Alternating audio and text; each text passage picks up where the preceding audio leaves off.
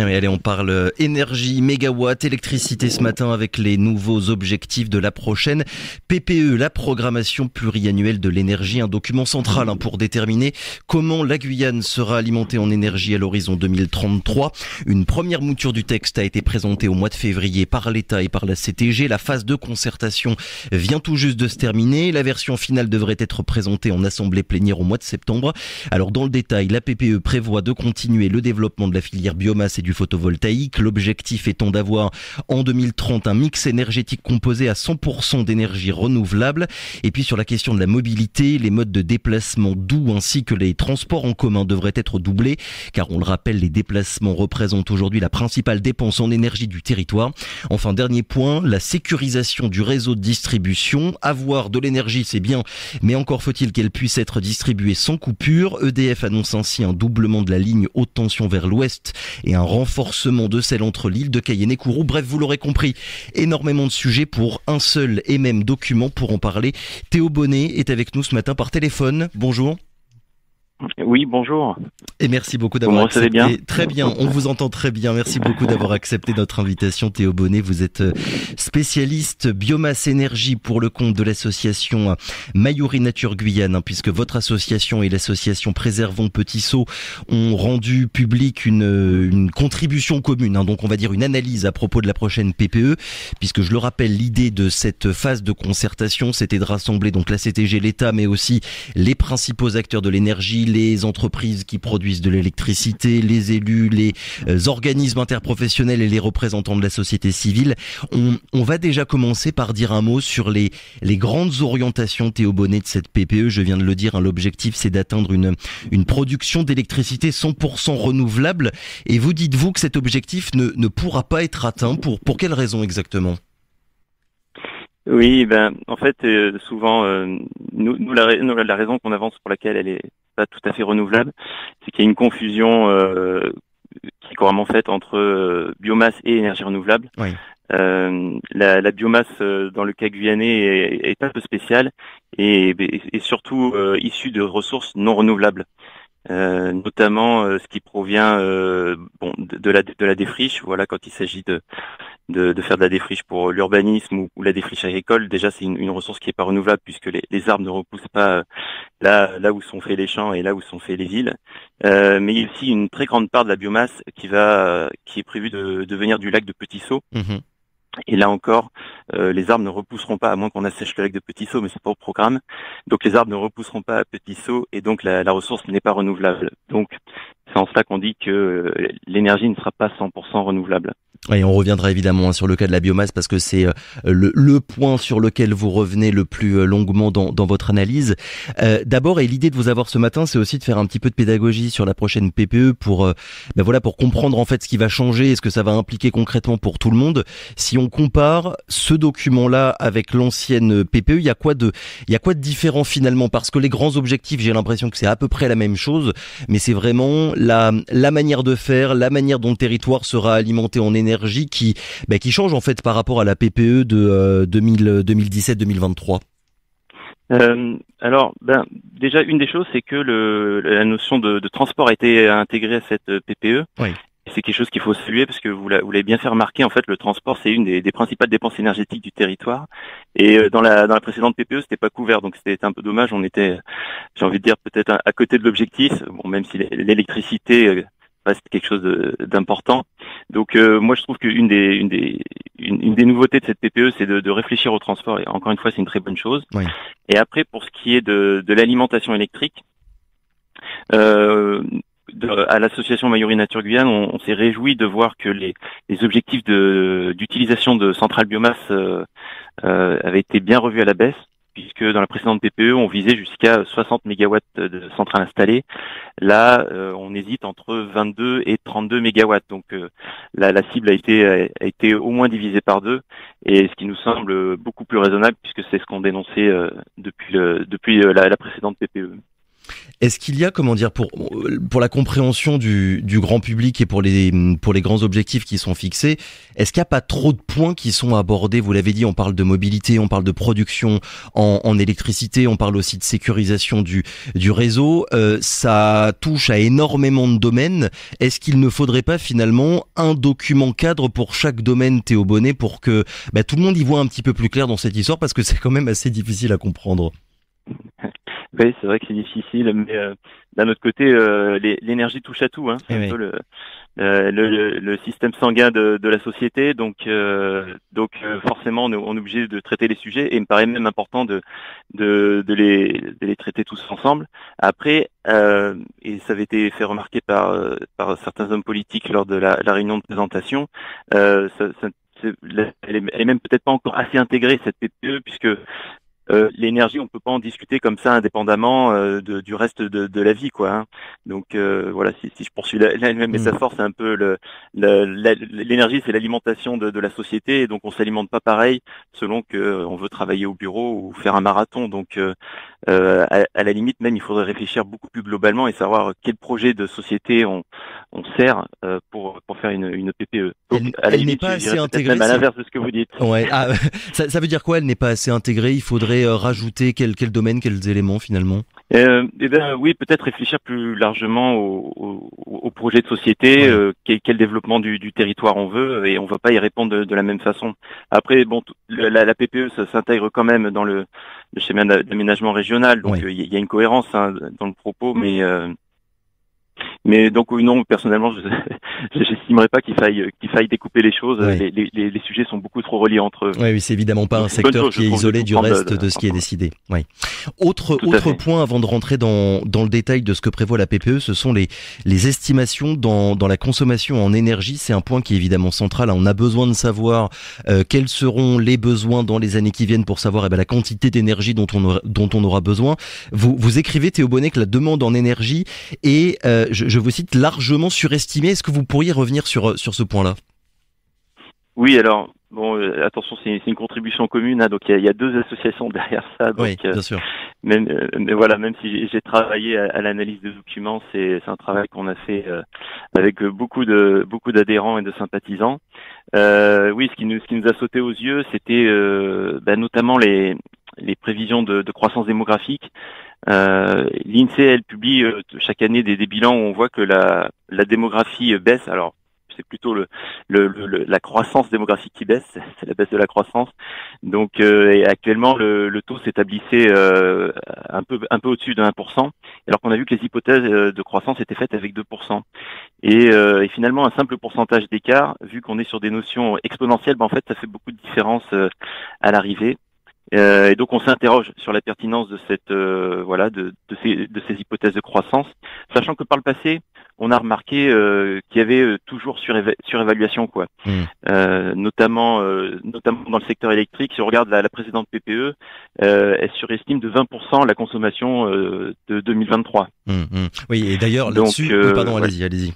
Non, je vous en prie. Non, j'allais dire que là-dessus, sur la question démographique, et on l'a encore entendu dans le journal il y a quelques minutes, divergence assez considérable entre justement les chiffres de l'INSEE et les élus qui contestent justement le fait que la croissance démographique soit en train, là, depuis ces derniers temps, de réduire un petit peu, entre guillemets. On voit bien que la question démographique, en fait, elle est centrale pour savoir la dose d'énergie dont on aura besoin dans les années qui viennent. Oui, tout à fait. Oui, j'ai vu aussi également passer des contestations des hommes politiques. La question mérite d'être posée. En tout cas, sur le cas de l'électricité, on voit clairement que les tendances n'ont pas été suivies des faits, et la croissance de la demande en électricité, elle, est beaucoup moindre que les projections. Là-dessus, vous regrettez aussi que la PPE ne tienne pas compte des besoins du secteur industriel, des bâtiments, donc pour les climatisations surtout, et du CSG, puisque je le rappelle, le centre spatial consomme entre 13 et 20% à peu près de l'électricité produite en Guyane. Il aurait fallu mettre en avant tous ces éléments-là, Théo Bonnet, dans la PPE. Et voilà, on en revient à cette vision globale. Si on veut bien dessiner les futurs énergétiques, il faut bien dessiner le futur de la consommation. Nous trouvons que c'est très bien d'intégrer justement le transport dans cette vision globale, mais il y a aussi les bâtiments qui demandent de l'énergie, voilà, notamment à travers les climatisations, et puis il y a les industriels. Donc c'est vrai qu'on pourrait y voir plus clair aussi si tout le monde donnait sa feuille de route entre guillemets, et puis c'est aussi la question de pouvoir questionner les hypothèses, quoi. Quand les hypothèses sont pas affichées, on ne sait pas de quoi on parle, donc on dit on a besoin de tant de pourcents d'énergie en plus, mais pourquoi faire? Est-ce que c'est parce qu'on compte alimenter toutes les maisons avec des climatisations? Est-ce que c'est parce qu'on compte faire de la construction bioclimatique? Est-ce que c'est parce que le CSG va augmenter sa consommation électrique ou au contraire, est-ce qu'il va l'abaisser? Ouais, ça mériterait, je pense, d'être partagé avec tout le territoire. Alors, sujet que vous avez commencé à aborder tout à l'heure, j'aimerais que vous nous expliquiez voilà, votre position sur la biomasse, Théo Bonnet, hein, c'est, je le disais, le point sur lequel vous revenez le plus longuement dans votre analyse. Hein, je le rappelle, c'est une source d'énergie qui était déjà abordée dans l'ancienne PPE. Là, la prochaine prévoit d'augmenter la production biomasse de 10 mégawatts. Pourquoi? Pour quelles raisons? Est-ce que, selon vous, c'est une source d'énergie sur laquelle il ne faut pas trop tabler, en quelque sorte, là, pour les années qui viennent, Théo Bonnet? Alors, l'association Mayoret Nature Guyane a pour vocation de promouvoir un développement de la Guyane qui respecte les espaces naturels. Mmh. Et puis cette contribution a été faite aussi avec l'association Préservons Petit Saut, qui elle se concentre spécifiquement sur l'exploitation des bois du lac de Petit Saut. Donc bien évidemment, on a un focus particulier sur la biomasse énergie. Donc pour que les choses soient claires pour tout le monde, la biomasse énergie, donc telle qu'on l'entend actuellement en Guyane, consiste à couper du bois pour le brûler dans des centrales électriques. Donc on brûle ce bois et à partir de la chaleur dégagée, on peut produire de l'électricité qui alimente le territoire. Mmh. Donc les deux associations sont préoccupées par le développement de cette énergie parce que craignent que ça se fasse au détriment de la biodiversité d'une part et puis aussi du climat, puisque le bois à énergie relargue autant de gaz à effet de serre que des centrales à charbon. Voilà, brûler du bois et brûler du charbon, ça revient à peu près au même en termes d'émissions de gaz à effet de serre. Et donc ce qui éveille de la vigilance dans les deux associations. Et donc voilà, donc c'est pour ça qu'on a un regard très particulier sur la biomasse énergie et sur les modes d'alimentation de cette biomasse. Oui. Est-ce que centrale à biomasse, je veux dire. Est-ce que le problème ou l'incompréhension, je sais pas ce qu'il faut dire, c'est qu'en fait, tout le monde ne parle pas de la même chose sur qu'est-ce qui est ou qu'est-ce qui n'est pas une ressource renouvelable. Sur le cas de la biomasse qui revient tout le temps, hein, ici en Guyane, c'est de dire voilà que les déchets de bois, il vaut mieux les utiliser plutôt que de rien en faire. Et vous, sur le cas particulièrement de Petit Saut avec l'exploitation des bois immergés, vous considérez que ce ne sont pas des ressources renouvelables. C'est bien ça finalement le cœur du problème ou du conflit finalement? Oui, il y a de ça, oui. C'est vrai que, en fait, d'une manière globale, la biomasse est plutôt perçue comme une ressource renouvelable parce que quand il s'agit de forêts durablement gérées, eh bien les arbres poussent, on les coupe, on les brûle en centrale, ça produit de l'énergie, et pendant ce temps, il y a d'autres arbres qui poussent à la place. Mmh. En Guyane, le cas est beaucoup plus spécifique puisque, voilà, encore une fois, quand on prend les arbres, rappelons que dans le projet Triton, par exemple, sur le lac de Petit Saut, 96% du bois qui va être prélevé va être brûlé en centrale. Oui. Donc, et ce bois, une fois qu'il est brûlé, voilà, encore une fois, il va pas repousser. Quand on prend du bois de défriche, il va pas repousser. Alors c'est vrai qu'on pourrait se dire, dans le cas de la défriche agricole, on a besoin d'augmenter la surface agricole, et donc ce bois, effectivement, pour l'instant, il est brûlé sur place. Donc pourquoi pas marginalement récupérer de l'électricité avec, ce sera toujours ça de récupérer. Après, on peut se dire aussi que ce bois qui est prélevé, on pourra en faire d'autres choses. Il y a des études qui sont faites. Le bois, c'est un matériau noble, donc on peut faire beaucoup de belles choses avec. On pense à l'UMR Ecofog qui mène beaucoup de recherches sur le bois et sur les diverses utilisations du bois comme matériau. On peut faire, je sais pas, des matériaux isolants, par exemple, ou de la construction, tout simplement. Donc, pour dire que la valorisation énergétique du bois, normalement, c'est quelque chose qui vient en tout dernier, et il y a beaucoup de choses plus intéressantes à faire avec.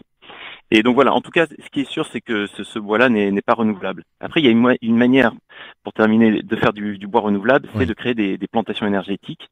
Mais là, il faut de la place pour faire ces plantations, et donc il faut commencer par couper de la forêt naturelle.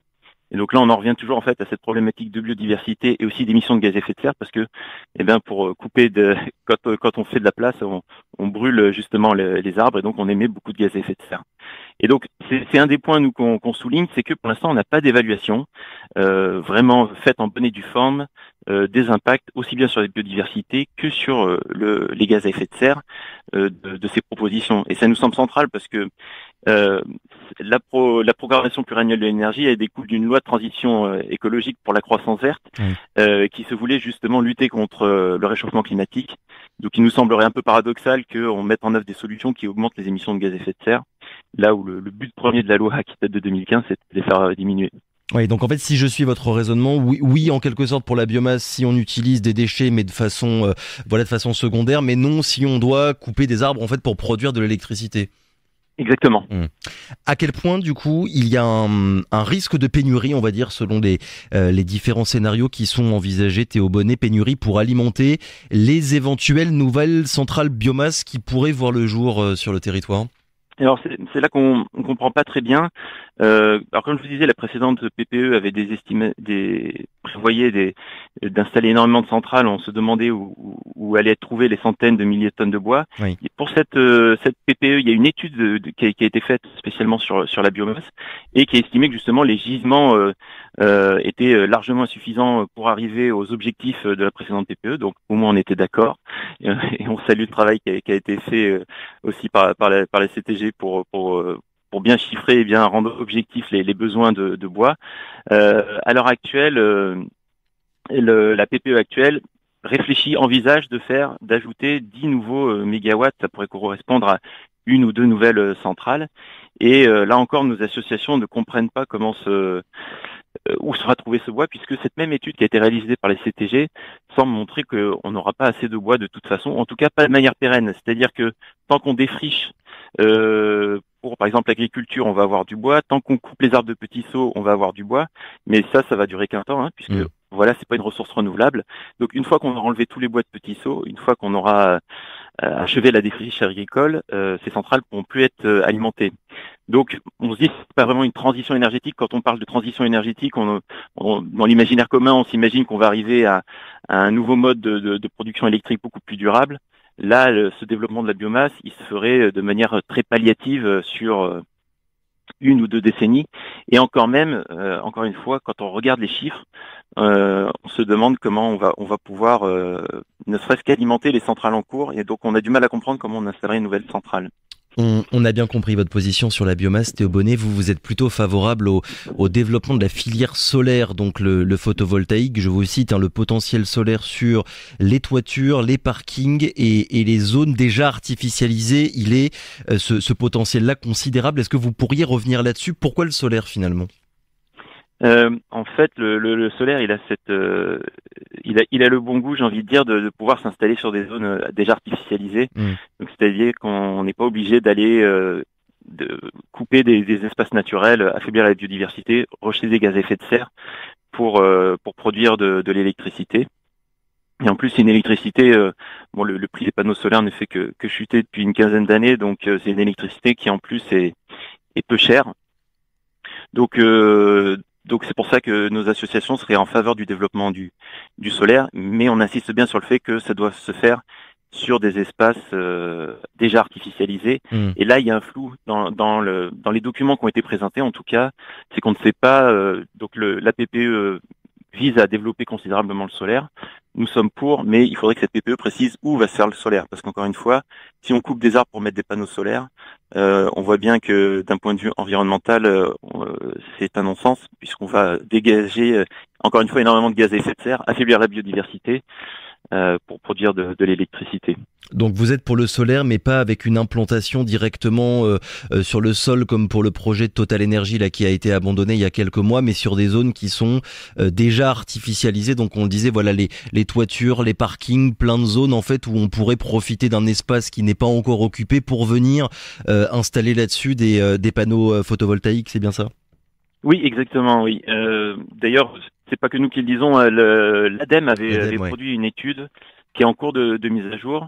Donc, et dans cette étude justement, elle chiffrait à mégawatts crête, donc c'est beaucoup plus que ce que prévoit la PPE actuellement. Ouais. Mais voilà, elle estimait qu'il y avait un énorme potentiel d'installation de panneaux solaires, donc voilà, sur des toitures, sur des parkings, des ombrières comme on en voit qui se font maintenant. Pour la Guyane, là, l'étude dont vous parlez de l'ADEME, ça concernait uniquement des projections sur le territoire guyanais? Oui, c'est Ouais. ça, oui. Donc ils avaient, à l'aide de photographies notamment, ils avaient repéré le nombre de toits, le nombre de zones artificialisées, et puis ils avaient estimé, voilà, moyennant quelques coefficients, le potentiel de toitures qui pourraient être équipées, et ils étaient arrivés à un chiffre très élevé. Alors cette étude est en cours de remise à jour. D'accord. Si j'ai bien compris, elle devrait être mise à jour. Alors c'est dommage, le calendrier est pas bon, on devrait l'avoir d'ici la fin de l'année. Mais voilà. Oui, d'ici la fin Cette de l'année, étude alors que la considère PPE, qu'on le peut- projet final devrait être présenté au mois de septembre, hein, normalement, si tout va bien. Ouais, tout à fait, ouais. Donc bon, ça c'est un peu dommage aussi qu'il y ait, voilà, que quelque part la CTG et l'État doivent se débrouiller comme ça ces éléments-là. Mais bon, voilà, à voir ce que donne cette étude, sachant que la première version, elle justement, aboutissait à un système électrique énergétique, donc incluant le transport 100% renouvelable, Mm. et ce avec pas de biomasse, et par contre avec beaucoup de panneaux solaires et aussi de l'éolien et de l'hydraulique sur les cours d'eau. Et là on voit que l'éolien est aussi envisagé dans cette nouvelle PPE, et ça nous semble être une bonne chose. Alors, autre sujet, Théo Bonnet, enfin, qui est évidemment en lien avec tout ce que vous nous dites depuis tout à l'heure, c'est l'impact climatique et environnemental de la PPE. Vous écrivez que c'est l'oubli majeur, qu'il n'y ait pas de bilan environnemental, pas d'évaluation des émissions de gaz à effet de serre ni des atteintes à la biodiversité. Qu'est-ce qu'il aurait fallu faire finalement, d'après vous, que voilà, que la CTG et l'État écrivent noir sur blanc, voilà ce que ça va impliquer, avec évidemment des études à l'appui? Oui, c'est ça, oui, tout à fait. Ben, là, quand on parle d'aller extraire des bois, de les brûler, on voudrait savoir précisément d'où va venir le bois. Alors, concernant Petit Saut, on le sait.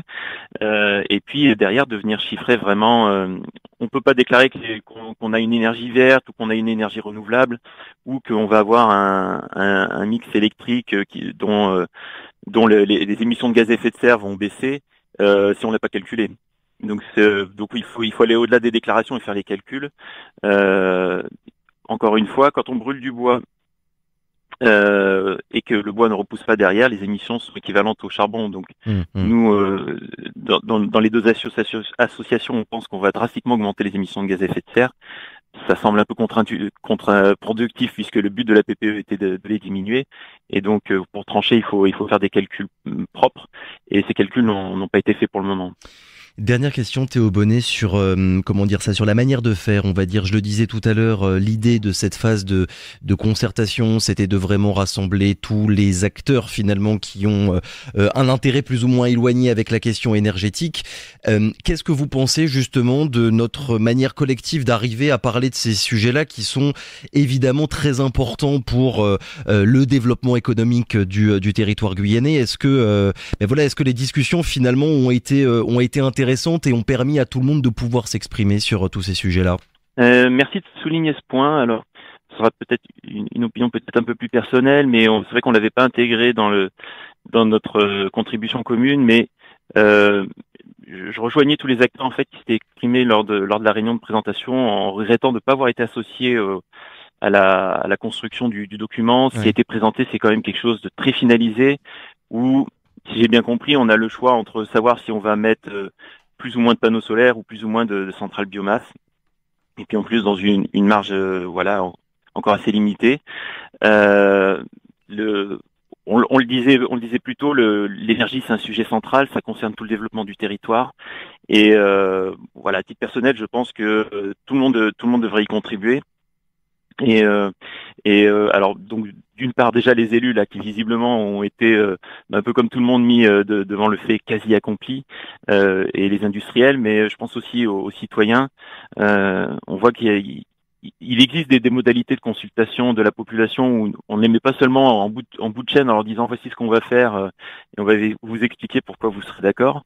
Il y a des modalités où la population peut vraiment construire le projet, et Et voilà, par exemple, je pense à la convention citoyenne ou des choses comme ça, où on vient piocher des gens qui vont réellement représenter la société, qui vont pouvoir penser le collectif parce qu'ils n'auront pas d'intérêt personnel dedans, et qui, à mon avis, aboutirait à des solutions très intelligentes et qui ressembleraient vraiment aux besoins du territoire. Oui, et puis pour terminer ce que vous avez commencé à dire, je crois qu'il y a aussi d'autres élus, notamment le maire de Mana, Albéric Ben, qui avait regretté finalement que les maires des communes, certains maires n'aient pas été suffisamment entendus lors de l'élaboration de cette PPE, programmation pluriannuelle de l'énergie. Merci beaucoup Théo Bonnet d'avoir été avec nous ce matin. Je le rappelle, donc spécialiste biomasse énergie pour le compte de l'association Mayuri Nature Guyane. Merci encore, très bonne journée.